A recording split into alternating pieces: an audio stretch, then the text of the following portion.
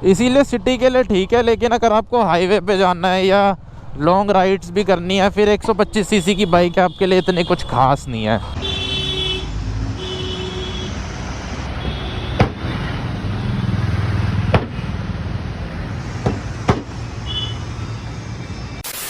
तो स्वागत है यार आप सभी का एक और नए दिन में। अभी टाइम हो रहा है दोपहर के 12 बजने वाले हैं और आज दोबारा से यार अपनी टाटा नैनो को लेके आ चुका हूँ मैं, इसमें और ज्यादा पैसे खर्च करने के लिए। तो अभी 1-2 दिन पहले ही मैंने इसकी सर्विस कराई थी, जिसमें मेरा खर्चा लगभग 3,300 रुपए का आया था।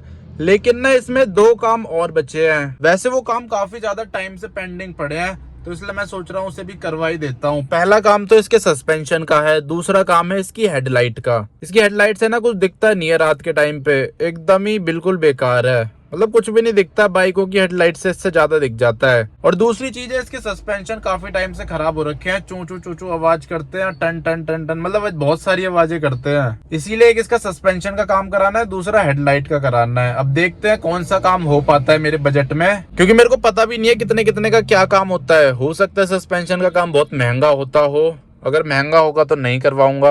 ऐसी हेडलाइट का भी अगर सस्ते में हो जाएगा तो करवा लूंगा, महंगे में होगा तो फिर छोड़ दूंगा ऐसी। तो चलो इसको मैकेनिक के पास लेके चलते हैं और देखते हैं क्या क्या सिस्टम है सस्पेंशन का और हेडलाइट का।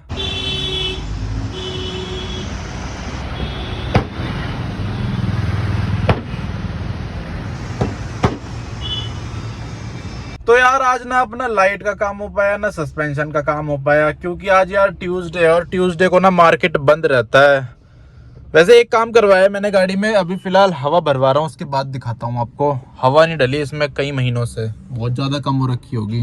फालतू में ही पेट्रोल फूंक दिया मैंने आज, इतना कुछ काम वाम हुआ नहीं। अब कल दोबारा से आना पड़ेगा सारा काम करवाने के लिए, 2 दिन वेस्ट हो गए। बहुत ज्यादा कम है यार हवा, तो ये देख लो 13 से भी नीचे है। टायर भी चेक करवाने पड़ेंगे, मेरे को लग रहा है किसी टायर में से हवा लीक हो रही है। अब हवा भरने वाले भैया को 5 रुपए दूंगा, आज 5 ही रुपए मेरे पे, नहीं तो वैसे मैं 10 रुपए दे देता हूँ, लेकिन आज 5 है तो 5 ही दे दूंगा। और यार लोग इनोवा में भी ये लगा के रखते हैं, बताओ, पावर ब्रेक जैसे ट्रकों में नहीं लिख के रखते, ऐसी इनोवा हाई क्रॉस में लिख रखा है पावर ब्रेक, कीप डिस्टेंस। एक तो यार लोग हॉर्न कितना बजाते हैं। अब अपनी कार को लेके जा रहा हूँ वापस, और सामने देखो ये बलिनो को टैक्सी बना रखा है, सामान ढो रखा है दबा के उसमें। बलिनो नहीं है वो, टोयोटा की ग्लेंजा है, पर एक ही चीज है, दोनों सेम टू सेम, बस लोगो अलग है। और अब सामने आ चुकी है किया साइरोस, ये भी अब बिकने लग गई है मार्केट में बहुत ज्यादा, अजीब सी लगती है पर देखने में। छोटी गाड़ी का यार फायदा बहुत होता है, कहीं से भी निकल जाती है, और ऊपर से अपनी गाड़ी में स्क्रैच इतने हैं। लोग अपनी गाड़ियां बचाते हैं, लेकिन मैं तो बचाता नहीं हूँ, मैं बस सीधा सीधा चलता जाता हूँ, लोग साइड कर लेते हैं। ऊपर से क्या है, नैनो ना ज्यादातर वही लोग चलाते हैं जो सीख रहे होते हैं, तो इसलिए भी लोगों को ऐसा लगता है कि ये सीख रहा होगा। वैसे तो सीख ही रहा हूँ, मेरे को अभी इतनी भी परफेक्ट नहीं आती है जितनी और लोग चला लेते हैं एकदम परफेक्ट, या फिर हो सकता है आती भी हो, पता नहीं मेरे को। तो अब यार मैंने अपनी टाटा नैनो रोक दी है कुछ ऐसी सी जगह पे, अब आपको दिखाता हूँ मैं क्या काम करवा के लाया हूँ इसमें। तो मेरी नैनो में ना इधर बहुत तगड़े डेंट पड़ रखे थे 2, एक तो यहाँ था और एक था यहाँ पे, तो मैंने इसके डेंट निकलवा दिए। एक तो ये मैंने खंबे पे मार दी थी, खंबे पे रगड़ती हुई गई थी ये, तो जिसकी वजह से ना यहाँ से पिचक गई थी, तो बहुत ही ज़्यादा बेकार सी लगती थी देखने में। वैसे तो यहाँ पे भी इसमें पेंट उखड़ रखा है, पर चलो कोई नहीं, क्या कर सकते हैं यार। अब इस गाड़ी में ना मेरा पैसा लगाने का मन नहीं करता, वैसे भी लग ही रहे हैं पैसे ना चाहते हुए भी। 800 रुपये लिए उन्होंने। एक यहाँ से भी मैंने डेंट हटवाया, इसका ड्राई डेंटिंग बोलते हैं जिसे, तो अब थोड़ी ठीक सी लग रही है, नहीं तो थोड़ी ज़्यादा ही ऐसी लग रही थी अचकी पचकी सी कार। पर अब ये तो है, कम से कम प्रॉपर शेप तो दिख रही है कार की, तो ये काम करवा दिया मैंने सोचा जब निकला ही यूँ गाड़ी लेके तो कुछ ना कुछ तो करवा ही देता हूँ। अब जो इसकी 2 प्रॉब्लम बची है उनका सोल्यूशन कल ही निकल पाएगा। उसमें से एक तो ये लाइट है, इसमें कुछ दिख नहीं पाता, ऊपर से ये जलती भी है, क्या पता नहीं क्या दिक्कत है इसमें। मैंने 2-3 बार करवा भी लिया, वो पता नहीं कैसे वायरिंग करते हैं, थोड़े दिन बाद वो ढीली हो जाती है और दोबारा से वही दिक्कत हो जाती है, एक लाइट जलती है एक लाइट जलती नहीं है। और जो मैं बोल रहा था ना इसमें सस्पेंशन की दिक्कत है, वो सस्पेंशन की दिक्कत नहीं है, इसमें से आवाज आती थी टन टन की, तो वो आवाज सस्पेंशन में से नहीं आ रही है, वो इंजन की माउंटिंग में से आ रही है। इंजन में ना इसमें 3 माउंटिंग होती है, उसमें से एक माउंटिंग टूट रखी है, तो उसकी आवाज है वो, जो इस तरफ माउंटिंग होती है। इधर टायर होता है ना, उस तरफ होती है जो माउंटिंग, वो वाली टूट रखी है, तो वो माउंटिंग लगवानी पड़ेगी।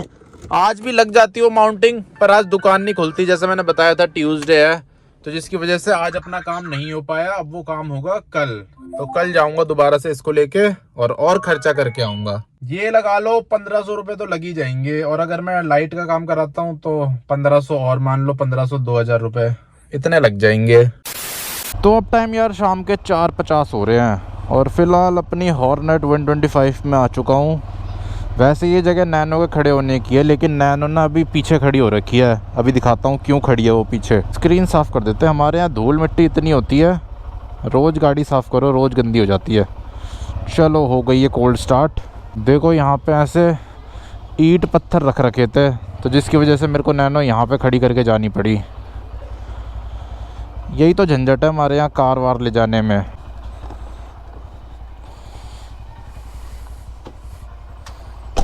चलो मैंने जैकेट निकाल दी है, जैकेट इसी में रह गई थी। अभी हटा ही रहे हैं वहाँ से सामान, जब सामान हटा देंगे तो इसे अपनी जगह पे खड़ी कर दूंगा। हाँ तो मैं आपको बता रहा था कि हमारे यहाँ ना यही झंझट है गाड़ी वाड़ी से अप डाउन करने में। आज तो वैसे घर के पास पहुँच रखी है, बस ये है कि गली से थोड़ा पहले खड़ी कर रखी है। ये कवर देखो मेरी बाइक जैसा है एकदम सेम, मैंने फ्लिपकार्ट से ख़रीदा था 150 रुपये का। इसीलिए जो ऐसे एरिया होते हैं ना कंजस्टेड एरिया, इनके लिए बाइक ही सही होती है, और तभी यहाँ पे बाइक ज़्यादा चलती है। कार बहुत कम लोग ख़रीदते हैं। यहाँ पे कार लेने का कोई फ़ायदा ही नहीं है, फ़ायदे से ज़्यादा कार आपको नुकसान देगी। और जो मैंने आज डेंट निकलवाया है ना, वो भी इसी वजह से लगा था। उसी गली में एक खंबा है, वहाँ से मैं मोड़ रहा था, वो खंबा लग गया। और जब हम ऐसी जगह रहते हैं ना, तो बाइक और कार को डेंट से बचाना बहुत ज़्यादा मुश्किल हो जाता है। बाइक को तो एक बार को फिर भी आप बचा लोगे, लेकिन कार को बचाना तो नामुमकिन है। कितना ही बचा लोगे, एक ना एक दिन तो लगेगा स्क्रैच या फिर डेंट। और बाइकों में ये भी फ़ायदा होता है, 125 सीसी की बाइक ना आराम से 800 सीसी 1000 सीसी कार को हरा देगी। सिटी के अंदर हाईवे पे तो कार आके चली जाएगी, क्योंकि कार सेफ़ होती है, वो बहुत देर तक 110 120 पे चल सकती है। लेकिन सिटी में तो बाइक बहुत क्विक होती है। वैसे यार अगर देखा जाए, जो ये 125 सीसी की बाइकें हैं, एक्सट्रीम हो गई या फिर ये हो गई, इनमें इतनी पावर भी नहीं है। 8 PS की पावर तो स्प्लेंडर में मिलती है, इनमें बस 3 PS पावर ज़्यादा है। 11 PS मिलती है एक्सट्रीम में भी और इसमें भी। एक्सट्रीम में शायद 11.5 मिलती है, इसमें 11 मिलती है, तो वही मोटा मोटा 3 PS का फ़र्क है। बताओ, मतलब इतनी भी पावरफुल नहीं होती है 125 सीसी की बाइक है। ऐसी है बस सिटी के लिए ठीक है, नहीं तो वैसे इतना मज़ा नहीं है इन बाइकों में 125 सीसी में। बस सिटी के हिसाब से काफ़ी ज़्यादा प्रैक्टिकल है और वैल्यू फॉर मनी है।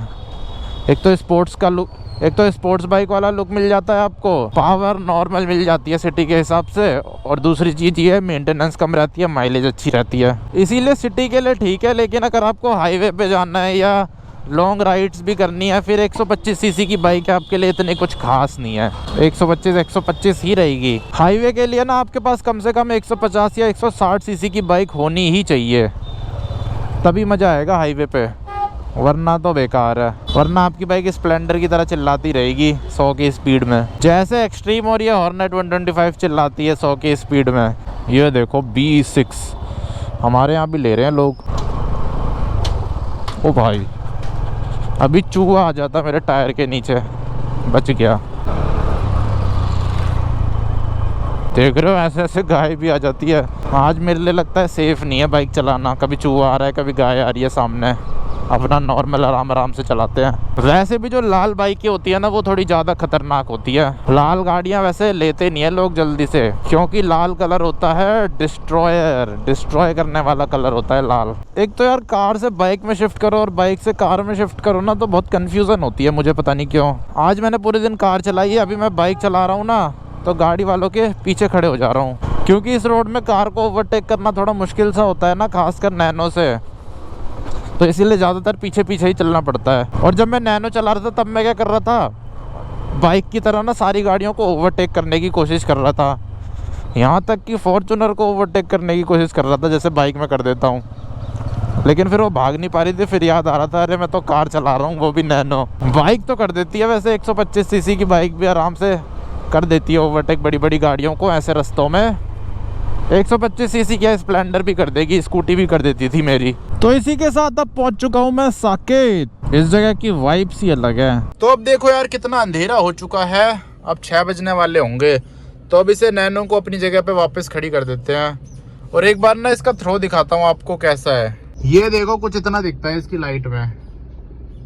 अभी तो फिर भी थोड़ा थोड़ा दिख जा रहा है, लेकिन अंधेरे में बिल्कुल ही नहीं दिख पाता।